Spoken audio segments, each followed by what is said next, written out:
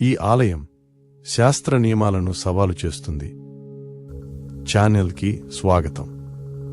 ఒక చిన్న ప్రశ్నతో మొదలు పెడదాం. గాలి ఒకవైపులో వీస్తే జెండా మరోవైపులో ఎగిరితే? ఇది కథ కాదు. ఇది ఒడిశాలో ఉన్న పూరి జగన్నాథ ఆలయం నిజం. ఈ ఆలయంపై ఉన్న జెండా ప్రతిరోజు గాలి వీసే వైపుకు విరుద్ధంగా ఎగురుతుంది. శాస్త్రం కారణం వెతుకుతుంది, భక్తి మాత్రం మౌనంగా నమస్కరిస్తుంది. ఆకాశాన్ని చూశారా? ఈ ఆలయం మీదుగా పక్షులు ఎగరవు, విమానాలు కూడా కనిపించవు. ఎందుకని ఎవ్వరికీ తెలియదు. ఆలయం బయట నిల్చుంటే సముద్రపు అలల శబ్దం గట్టిగా వినిపిస్తుంది. కాని లోపల అడుగు పెట్టగానే ఆ శబ్దం ఒక్కసారిగా మాయమైపోతుంది. ఇది ఎలా సాధ్యం? ఇప్పుడు వంటశాలకు వెళదాం.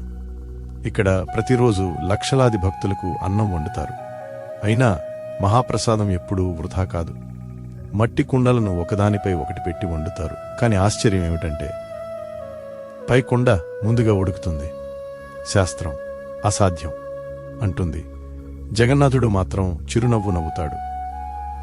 ఎందుకంటే ఇది సాధారణ దేవాలయం కాదు.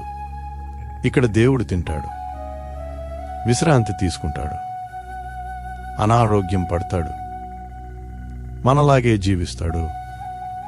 అందుకే ఆయన పేరు జగన్నాథుడు, అంటే సమస్త జగత్తుకి నాథుడు. శాస్త్రం ప్రశ్నలు అడుగుతుంది, భక్తి మాత్రం తల వంచుతుంది. జై జగన్నాథ్.